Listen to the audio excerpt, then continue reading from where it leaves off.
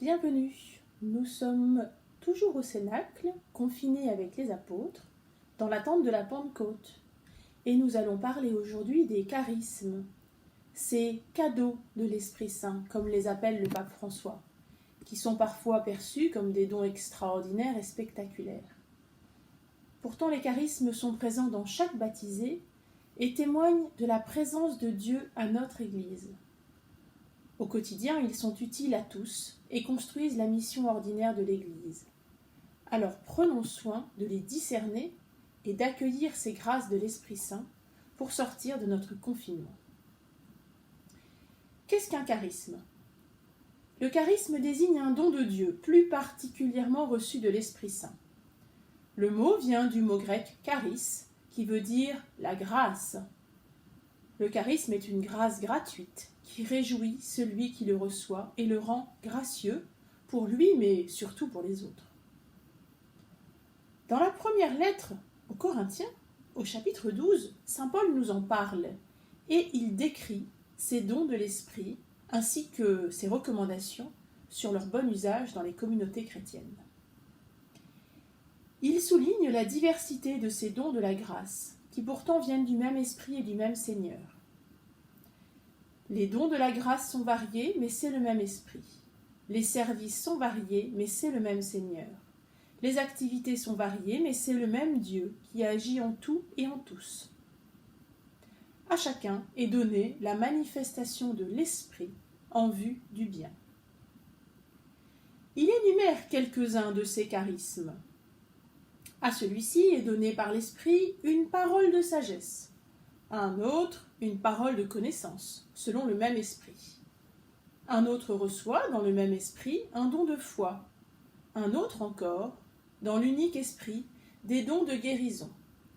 À un autre est donné d'opérer des miracles, à un autre de prophétiser, à un autre de discerner les inspirations, à l'un de parler diverses langues mystérieuses, à l'autre de les interpréter.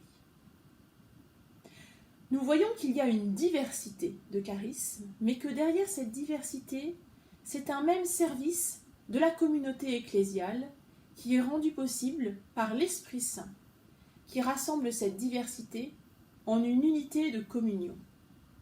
Comme nous le dit saint Paul, celui qui agit en tout cela, c'est l'unique et même esprit.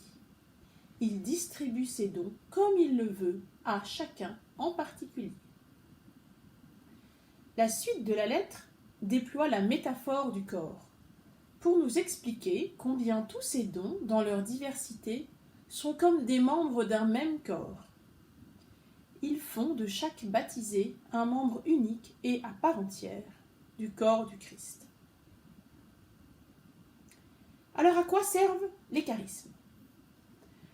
Le charisme est un don qui donne une certaine forme de puissance, comme un pouvoir, celui de prophétiser, ou celui de guérir, ou d'enseigner, ou de faire des miracles, ou encore de gouverner. Ne dit-on pas de quelqu'un qu'il est charismatique, comme s'il avait quelque chose de spécial pour agir ou faire telle ou telle chose. Mais cette autorité spécifique que nous lui reconnaissons est évidemment ordonnée au bien de tous, au bien commun de toute la communauté, dans la perspective du service. Comme Jésus enseigne à ses disciples qu'ils doivent se mettre au service les uns des autres. Les dons de l'esprit, charisme, visent en effet la sainteté de ceux auxquels ils sont offerts, car nous sommes tous appelés par Dieu à devenir des saints.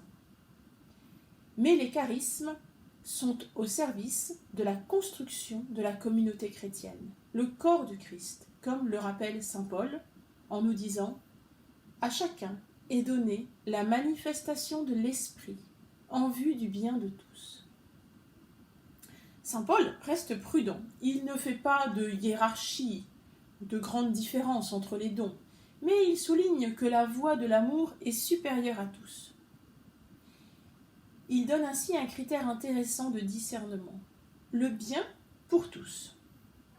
Ainsi dit-il, dans cette même lettre aux Corinthiens, au chapitre 14, « Je souhaiterais que vous parliez tous en langue, mais plus encore que vous prophétisiez. Car prophétiser vaut mieux que parler en langue, à moins qu'on interprète ce qui a été dit en langue. Ainsi, on aide à la construction de l'Église. Saint Paul n'a rien contre les personnes qui parlent en langue, ni rien en faveur de ceux qui prophétisent. Le seul critère qui le guide, c'est de savoir si cela va aider les autres croyants, si cela va participer à la construction de l'Église. Ainsi, le charisme n'est pas juste un don spectaculaire à garder pour soi-même, comme ceux qui parlent en langue sans qu'on les comprenne, mais il doit permettre l'édification de la communauté. Comme le dit saint Paul, chapitre 14, verset 4, « Celui qui parle en langue ne construit que lui-même, tandis que celui qui prophétise construit l'assemblée de l'Église. » Ces dons visent ainsi à nous mettre au service les uns des autres par l'Esprit Saint qui rassemble cette diversité des dons dans l'unité. Ainsi, le charisme n'est pas là pour désigner celui qui a le droit de faire ceci ou le pouvoir de faire cela, car les charismes ne sont pas des pouvoirs, ne sont pas des droits, ils ne sont pas acquis ni même possédés. Ils sont parfois imprévisibles et souvent non choisis.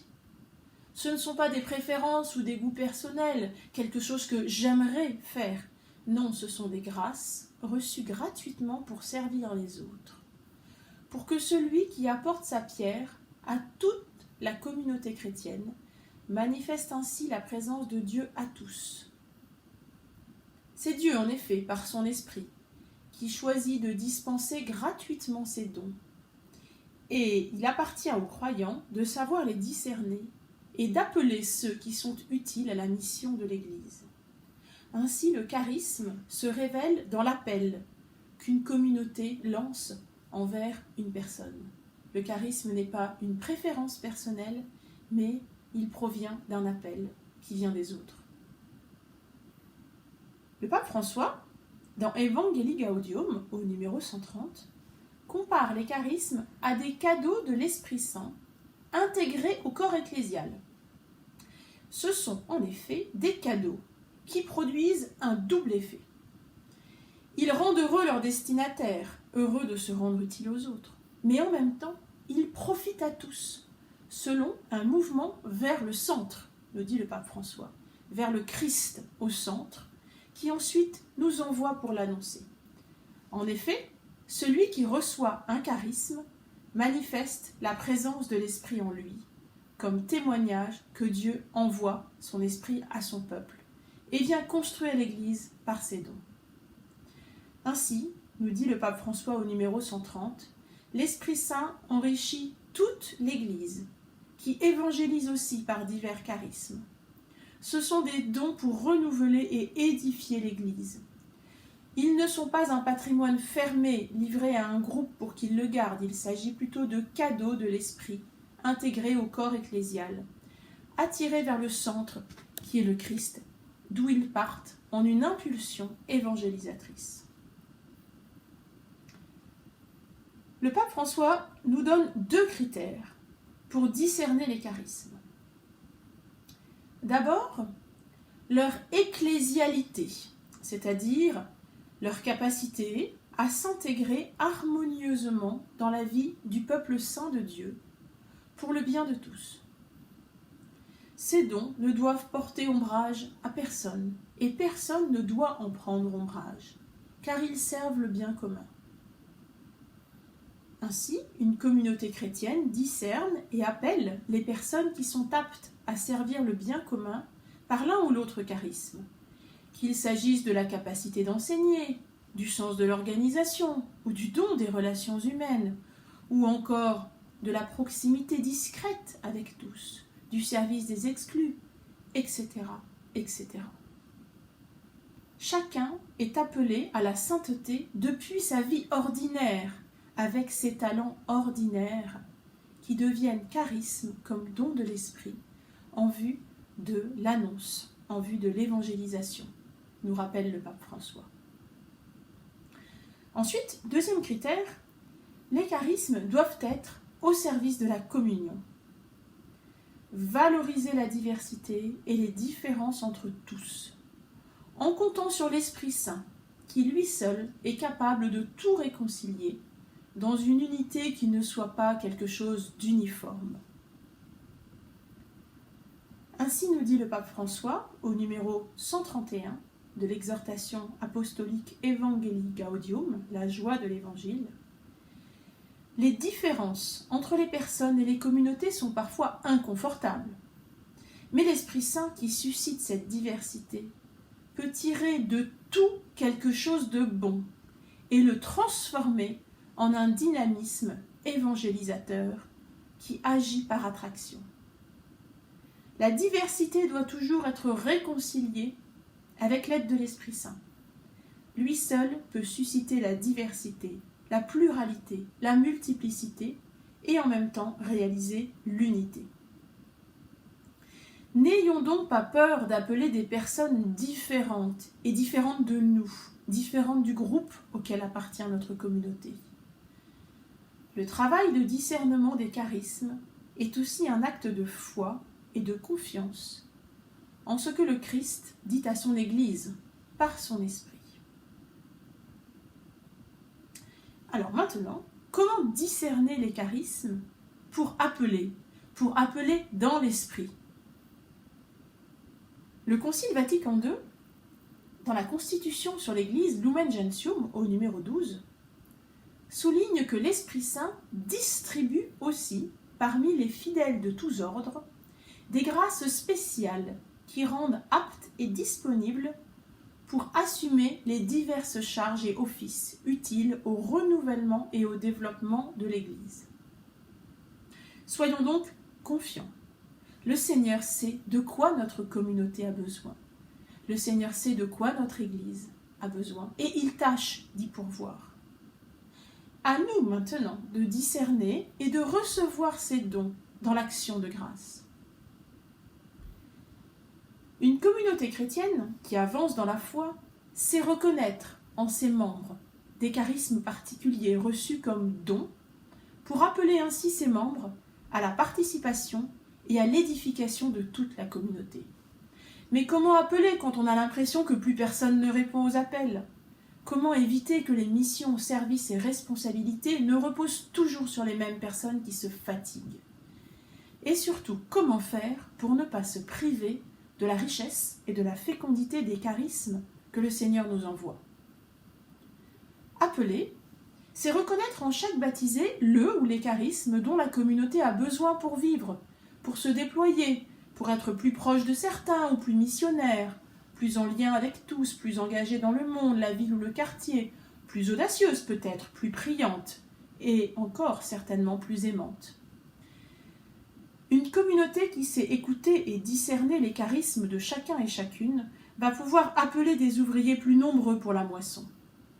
C'est un travail d'écoute qui se fait dans la prière, une double écoute, à la fois de l'Esprit de Dieu présent en l'autre et de ce que l'Esprit dit à l'Église par ce don.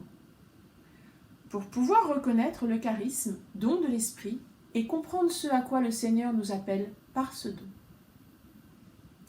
En effet, souvent nous nous plaignons de ne trouver personne pour telle ou telle responsabilité dans nos paroisses, nos doyennés, car nous cherchons à remplir des cases à partir de schémas tout faits, au lieu d'écouter et de regarder ce que le Seigneur nous donne vraiment.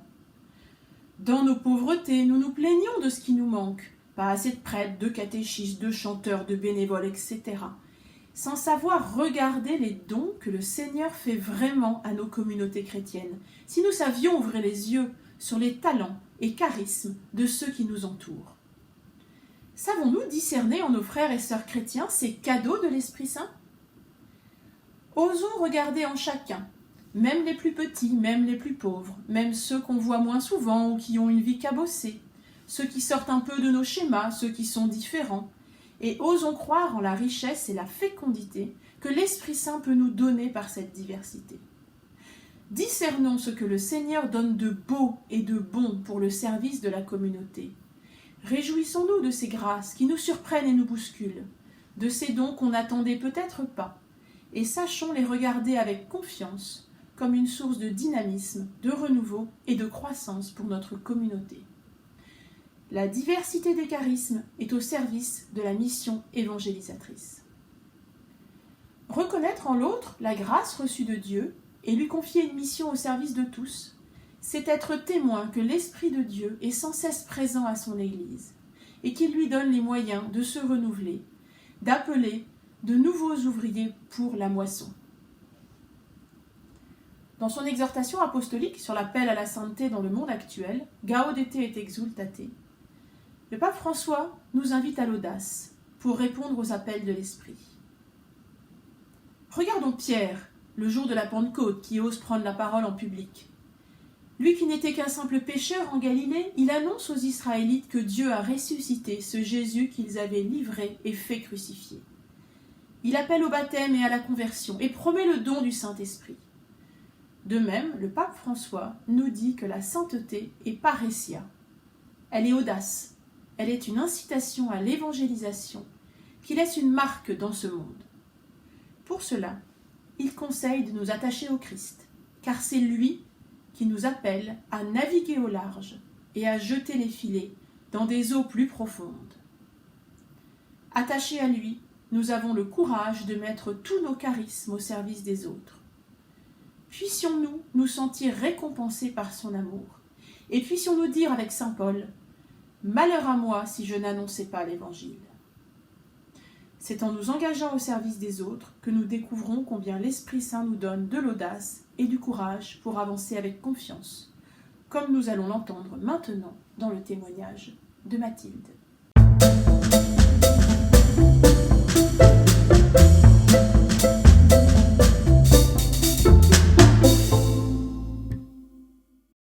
Donc bonjour, je m'appelle Mathilde, j'ai 22 ans, j'ai reçu ma confirmation il y a quelques années et par la suite j'ai rejoint les Scouts et Guides de France d'Angoulême. Je pense que par cet engagement, c'est une manière pour moi de vivre concrètement de l'Esprit Saint.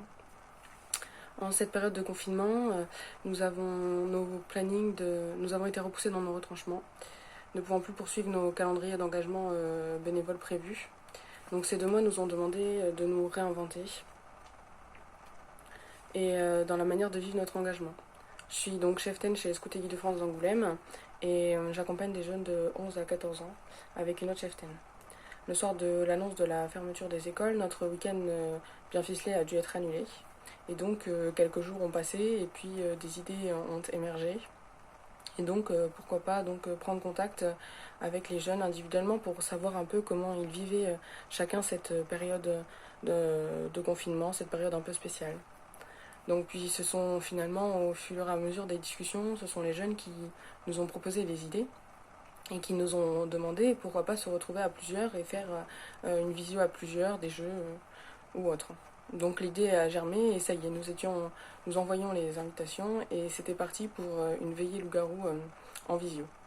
Donc les jeunes étaient ravis de ce temps partagé hors de tout ce contexte anxiogène. Et même sans attendre la fin, ils nous ont demandé de suite de reprogrammer une nouvelle veillée loup-garou en visio. Et donc c'était chose faite. Et nous, cheftaines, après ces rencontres avec nos jeunes, nous étions reboostés. Car certes, individuellement, je doute comme beaucoup d'autres personnes. On a des interrogations sur la suite des événements, sur le futur à venir. Mais mon engagement me redonne confiance. La confiance que les jeunes nous accordent et que nous leur donnons nous fait avancer et espérer. Je pense que j'apprends à faire confiance autrement aux jeunes que j'accompagne et le fait de les voir réactifs à nos propositions, à nos rendez-vous en visio, nous motive. Alors tous ensemble on se projette vers de nouveaux projets, des futurs camps, des futurs week-ends scouts que nous vivrons certes et probablement différemment, avec des mesures probablement à mettre en place, mais nous les vivrons pleinement et à la scout bien sûr. Mon engagement chez les Scouts et Guides de France représente pour moi une dimension de service, mais aussi de soutien, car nous sommes là auprès des jeunes pour les aider à grandir et les accompagner, et je pense qu'en ces temps de crise, c'est cette dimension de soutien que nous avons pu expérimenter avec nos jeunes, car et cette relation est possible grâce à la confiance qui s'installe au fur et à mesure des rencontres et qui s'installe donc entre les jeunes et nous. Et cette fois-ci, c'est à travers les écrans que nous avons dû expérimenter cette confiance. Et donc, les jeunes sont là, présents et motivés, et nous vivons des temps de partage et de jeu. Alors faire confiance, aidés par l'Esprit Saint, nous construisons des relations différentes en ces temps de crise. Et poussés par cette force de l'Esprit Saint, nous sommes créatifs encore plus et nous sommes poussés à nous réinventer encore et toujours. Et donc, certes, il y a aussi le soutien de nos responsables et qui appuie la motivation de nos jeunes, qui nous pousse donc à nous réinventer encore et toujours.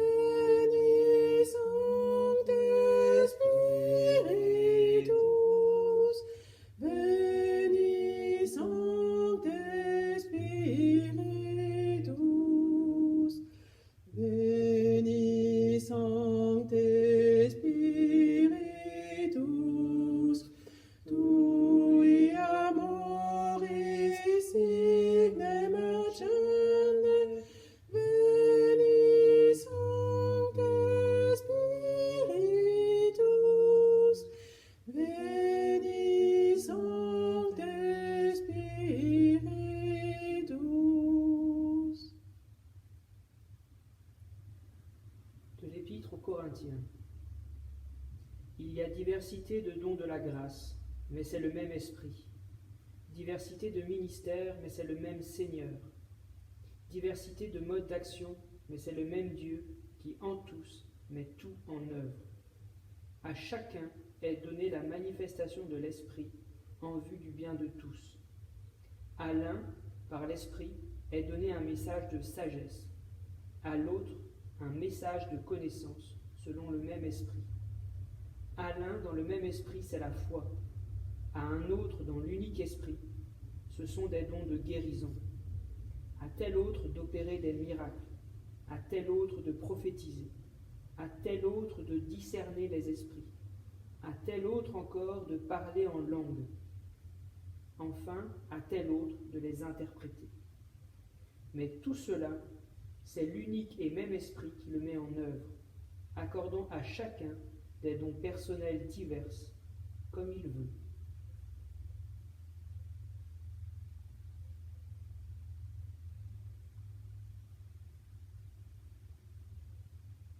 Seigneur, que ton esprit nous vivifie. Aide-nous à nous rendre à l'écoute les uns des autres pour que nous puissions vivre pleinement des dons et des charismes que tu nous fais. Veni Sancte Spiritus.